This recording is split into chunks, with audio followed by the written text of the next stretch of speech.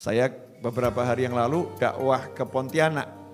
Nah, sampai di Pontianak selesai pengajian, saya diajak untuk bertemu dengan seorang syarifah, salah satu anak cucu Nabi Muhammad SAW, marganya Al-Haddad, namanya Anisah. Ya, Syarifah Anisah. Umurnya belum panjang, baru 106 tahun. Ya, baru 106 tahun.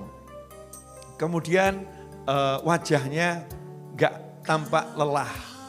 Baru beberapa puluh tahun tidak bisa tidur malam. Jadi bahasanya tuh halus, saya kalau malam tidak bisa tidur. Mirip sama ibu-ibu kalau lagi gak bisa tidur gitu ya. Udah 5 hari saya gak bisa tidur. Tapi ngapain? Nonton sinetron, ya baca komik, lihat tayangan-tayangan yang ada di media sosial, sibuk lihat TikTok, IG dan lain sebagainya. Kenapa nggak bisa tidur, cari tidur. Kalau Syarifah Anisah ini lain, sekian puluh tahun nggak bisa tidur, itu kalau dari jam 9 sampai kurang lebih jam 1, itu zikir. Jam 1 sampai subuh, sholat. Mirip ya. Setelah itu habis subuh matahari terbit, tidur. Ya, jam berapa bangunnya? Kalau kita balas dendam, jam 2, jam 1 baru bangun. Syarifah Anisah enggak, jam 9 sudah bangun. Ngapain? Sholat duha. Tidur lagi kapan? Yaitu nanti habis subuh. Nah, apa yang dilakukan oleh beliau? Beliau kumpulkan biji-bijian, ditaruh di satu tempat yang besar sebesar rebana ini. Yaitu biji-bijian dari kelengkeng, dari duku ya dikumpulkan. Nah kemudian diambil 2 wadah, yang satu isi biji-bijian, yang satu kosong.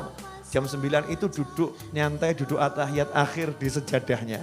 Jadi di sajadahnya, saya buktikan saya duduk sama beliau 1,5 jam, posisi kakinya enggak berubah. Sementara kita yang muda-muda sudah ganti-ganti. Ya, sudah ganti-ganti, ini beliaunya masih atahiyat akhir santai gitu ya. Kemudian yang dibaca apa zikirnya? 1 istiqomah, surat Al-Ikhlas.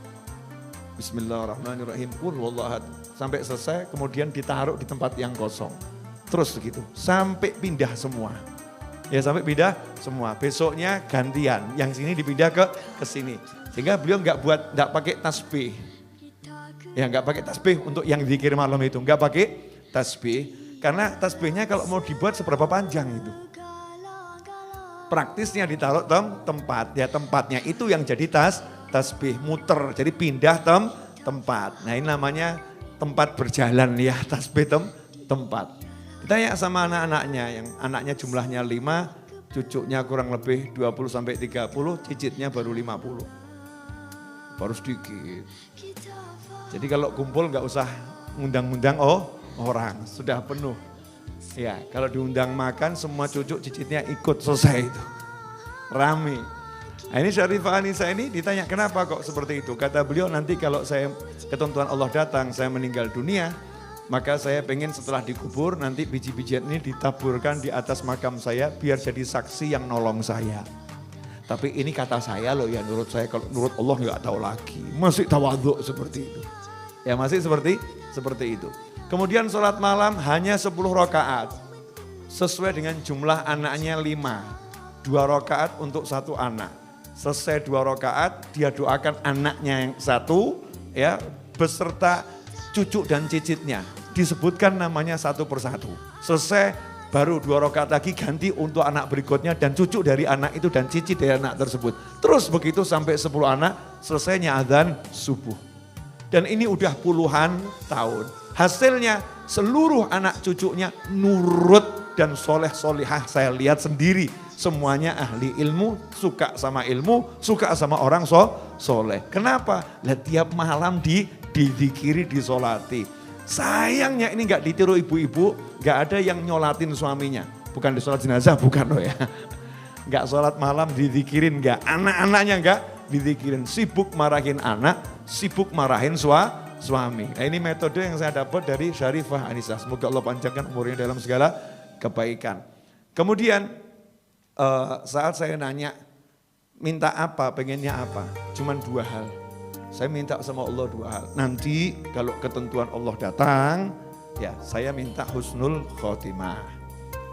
Saya bilang, panjang umur, apa jeda, Umi panjang umur.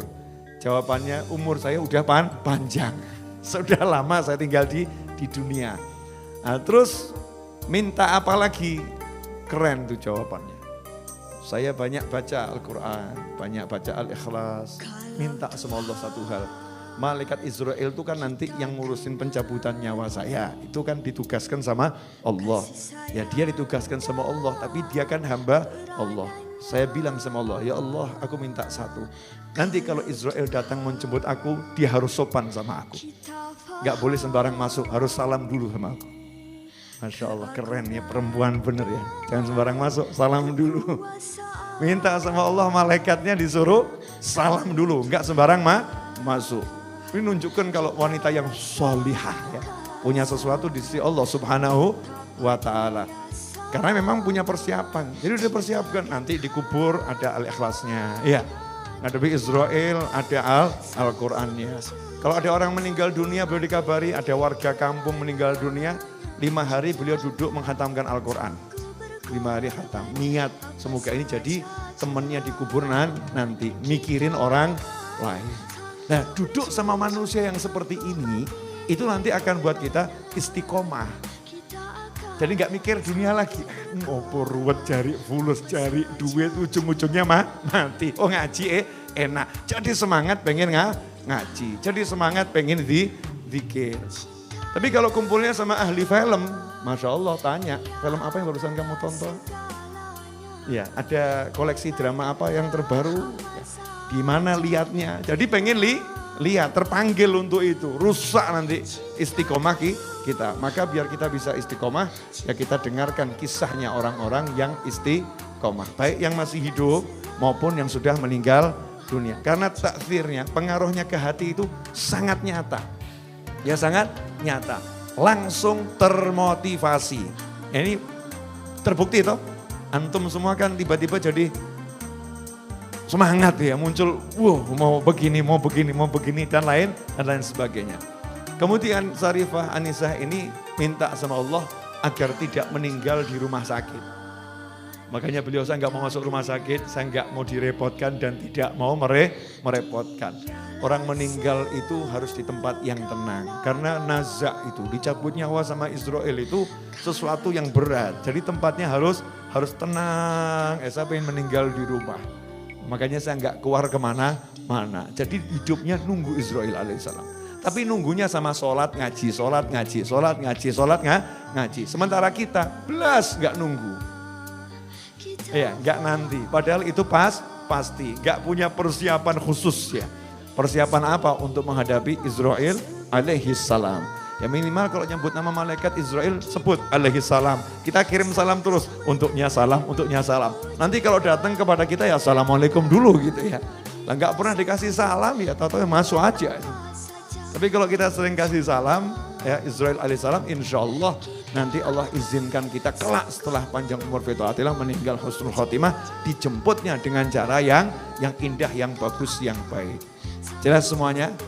Ya, jadi kumpul ya cari kisah-kisah orang-orang yang ahli istiqomah. Itu akan membangkitkan semangat kita untuk istiqomah. Dan salah satu amal yang kita harus paksakan istiqomah karena itu mudah adalah sholawat. Sholawat. Paling sedikit 10 di pagi hari, 10 di sore hari.